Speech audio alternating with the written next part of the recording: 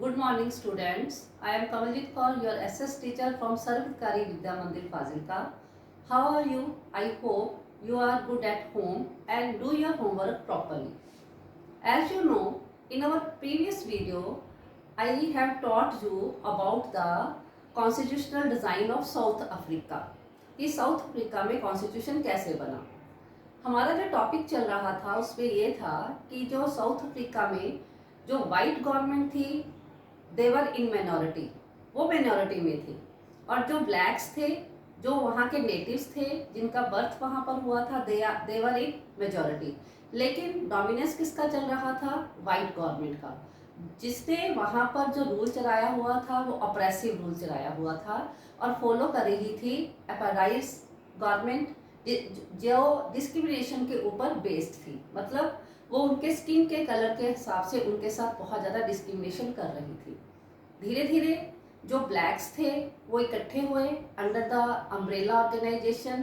The name of the organisation is ANC। उसका नाम ANC है, अफ्रीकन नेशनल कांग्रेस। और उन्होंने प्रोटेस्ट स्टार्ट किया। एट लास्ट जो वाइट गवर्नमेंट थी उसको झुकना पड़ा था। जी मैं आपको प्रीवियस वीडियो सारा बता रही हूँ।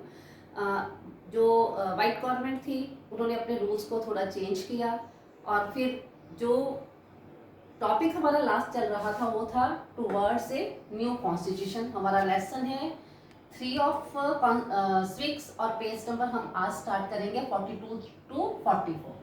तो आज का जो टॉपिक है, जब जो ब्लैक्स थे जिन्होंने प्रोटेस्ट किया, उसके बाद जो पार्टी जो रूल कर रही थी वहाँ पर ऑपरेशन के जरिए, ब्रूटल किलिंग्स के जरिए, वो और जो जिस पार्टी ने फ्रीडम स्ट्रगल लॉन्च किया हुआ था, दोनों के लीडर्स इकट्ठे बैठे। उसके बाद उन्होंने आपस में नेगोशिएशन करके, आपस में बातचीत करके एक नया कॉन्स्टिट्यूशन जो है वो साउथ अफ्रीका के लिए तैयार किया। अगर आपने साउथ अफ्रीका के कॉन्स्टिट्यूशन को डिटेल में पढ़ना है तो उसकी सिर्फ एक प्रीएम्बल पढ़ लो, जो आपके बुक के पेज नंबर 50 पर दी हुई है। सबसे पहले first of all you clear the meaning of preamble. It is a introductory part of the constitution. किसी भी कॉन्स्टिट्यूशन के जो इंट्रोडक्टरी पार्ट होता है उसको प्रीएम्बल बोला जाता है। जैसे आपकी कोई भी बुक है, आप 6 की बुक की खोलकर देखना, इसके फर्स्ट मतलब पेज पर इसकी पूरी इंट्रोडक्शन दी गई होगी कि इस बुक में है क्या क्या, आप क्या पढ़ोगे पूरे साल में। उसी तरह से कॉन्स्टिट्यूशन के फर्स्ट पेज पर उसकी प्रीएम्बल मीन्स इंट्रोडक्शन दी होती है। तो उसको अगर आप पढ़ोगे तो आपको साउथ अफ्रीका के कॉन्स्टिट्यूशन के बारे में काफ़ी कुछ पता चल जाएगा। मतलब उन्होंने दोनों जो थे वाइट और ब्लैक्स के लीडर से क्या क्या डिसाइड किया। नंबर 1, कॉन्स्टिट्यूशन जो है उसने साउथ अफ्रीका के सिटीजन को फंडामेंटल राइट्स प्रोवाइड किए। सेकंड, फंडामेंटल राइट्स तो आपको क्लियर होगा, 8th में भी क्या मौलिक अधिकार दिए। सेकंड, वहाँ के लोगों को सोशल जस्टिस, सामाजिक न्याय जो है वो प्रोवाइड किया गया without any discrimination. Each and every person will be equal in the eyes of law.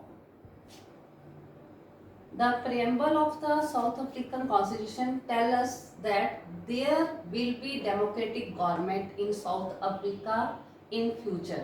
Means अब साउथ अफ्रीका में हमेशा ही डेमोक्रेटिक गवर्नमेंट होगी, लोकतांत्रिक सरकार होगी, which is elected by the people, जो लोगों द्वारा चुनी जाएगी। And the fourth point is government ruled according to the will of the citizen. ये जो डेमोक्रेटिक गवर्नमेंट है इसका ये मतलब नहीं है कि वो अपनी विल के अकॉर्डिंग रूल करेगी। That government will be ruled according to the will of the citizen. मतलब साउथ अफ्रीका के जो लोग हैं उनकी इच्छा के अकॉर्डिंग ही वो रूल करेगी। तो स्टूडेंट, यहाँ पर हमारा जो साउथ अफ्रीका के कॉन्स्टिट्यूशन का जो पाथ था वो पूरा क्लियर हो गया, टॉपिक जो है क्लियर हो गया। Now we will turn to the next topic. That topic is too much important for the examination point of view. The topic is why do we need a constitution? Students,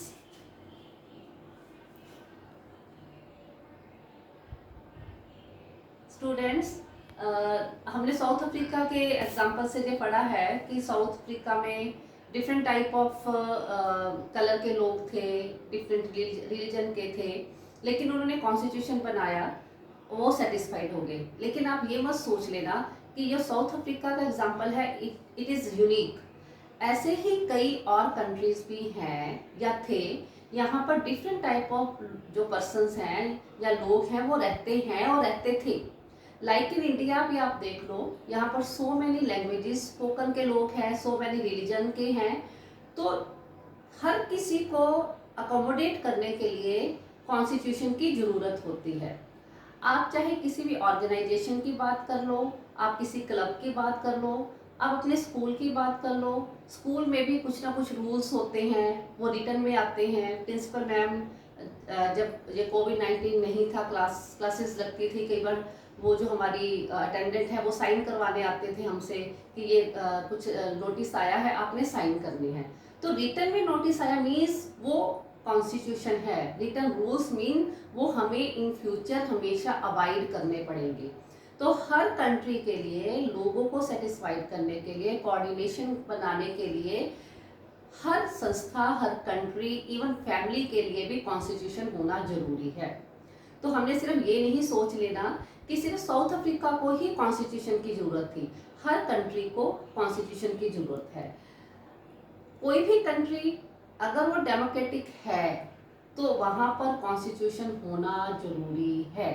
मैं दोबारा repeat कर रही हूँ, that country which is democratic there should be a constitution. क्योंकि अगर वो वहाँ पर कॉन्स्टिट्यूशन नहीं होगा, संविधान नहीं होगा तो वो कभी भी डेमोक्रेसी से डिक्टेटरशिप में चेंज हो जाएगी।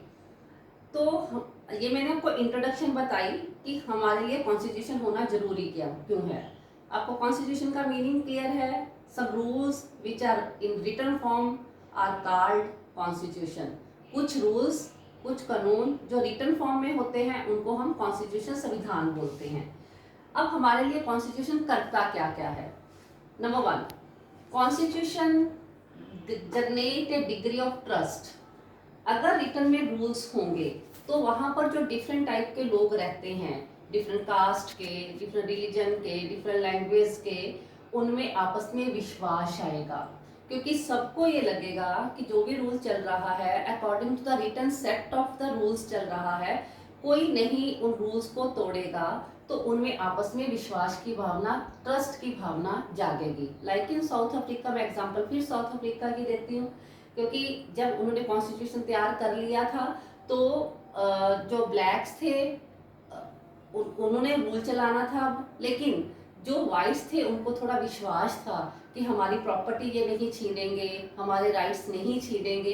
तो कॉन्स्टिट्यूशन का मेन काम क्या है? Constitution generates A degree of trust. And the second one is it specify how the government will be elected. Constitution में ये लिखा होता है कि इलेक्शंस कैसे होंगे, गवर्नमेंट कैसे चुनी जाएगी, कितने सालों के बाद चुनी जाएगी, राइट टू वोट किसको है, राइट टू इलेक्ट किसको है।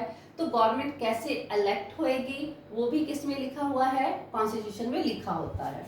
Number 3, it less down limits on the powers of the government. अब ये नहीं है कि एक बार गवर्नमेंट चूज होगी, इलेक्टेड होगी, वो लिमिटलेस अपना रूल करेगी। कॉन्स्टिट्यूशन में ही रूल्स लिखे हुए हैं कि गवर्नमेंट क्या क्या काम कर सकती है, उसकी पावर क्या है, क्या काम नहीं कर सकती, उसके ऊपर लिमिटेशंस क्या हैं। Each and everything is written in the constitution. आप क्लास का एग्जांपल ले सकते हो। ये नहीं है कि एक हेड बाय हेड गर्ल बना लिया तो वो लिमिटलेस अपनी पावर को यूज करेगा कि जो भी वो चाहता है वो क्लास में वैसे ही मॉनिटर करेगा। नहीं, उसको भी कुछ ना कुछ अपनी पावर्स जो हैं उनके ऊपर लिमिटेशन लगेगी। वो प्रिंसिपल मैम लगाएंगे या आपके क्लास टीचर लगाएंगे, सब्जेक्ट टीचर लगाएंगे। लाइक दैट इलेक्टेड गवर्नमेंट के ऊपर भी कुछ लिमिटेशंस होती हैं जो किसमें स्पेसिफाई होती हैं? कॉन्स्टिट्यूशन में स्पेसिफाई होती हैं। And the fourth one is it tells the rights of the citizen. Constitution में सिर्फ गवर्नमेंट के बारे में नहीं लिखा होता, सिटीजन्स के बारे में भी लिखा होता है। उनके क्या राइट्स हैं, क्या ड्यूटीज हैं। राइट्स अगर ना लिखे हो राइट्स तो जो कोई भी गवर्नमेंट है, चाहे वो वाइट की है चाहे वो ब्लैक की है, वो उनके फंडामेंटल राइट्स छीन सकते हैं, एनकोच कर सकते हैं, वायलेट कर सकते हैं। But if they are written, अगर वो रिटन होंगे तो कोई भी उनके राइट्स को वायलेट, उनकी उल्लंघना नहीं कर सकेगी, एनकोच नहीं कर सकेगा। It expresses the aspirations of the people about creating a good society. Aspirations का मतलब होता है इच्छाएं, विल। कॉन्स्टिट्यूशन जो है वो लोगों की एस्पिरेशंस को एक्सप्रेस करता है, लोग क्या चाहते हैं। अगर आप प्रेम्बल पढ़ोगे ना तो प्रेम्बल की फर्स्ट लाइन ही होगी we the people of the that country, हम उस कंट्री के लोग। तो लोग मतलब हम सारे, सारे 100 करोड़ नहीं जा सकते, इलेक्टेड रिप्रेजेंटेटिव्स ही ये काम करेंगे। तो कॉन्स्टिट्यूशन जो है लोगों की एस्पिरेशंस को एक्सप्रेस करता है, इच्छाओं को एक्सप्रेस करता है। कैसी इच्छाएं? How to create a good society, अच्छा समाज कैसे क्रिएट करना है। तो स्टूडेंट्स ये 5 जो चीज़ें हैं, पॉइंट्स हैं, ये आपको ये बताते हैं कि कॉन्स्टिट्यूशन जो है हमारे लिए क्यों इम्पॉर्टेंट है, हमारे लिए मीन्स किसी भी कंट्री के लिए क्यों इम्पॉर्टेंट है। तो आज जो हमारा जो टॉपिक है वो आज इतना ही, 44 पेज तक आपका टॉपिक हो गया है। तो students, I will send some question in your PDF. Try to write to those questions in your notebooks, and also learn that if you have any doubt, it will be clear in the doubt class. Okay, stay home, stay safe.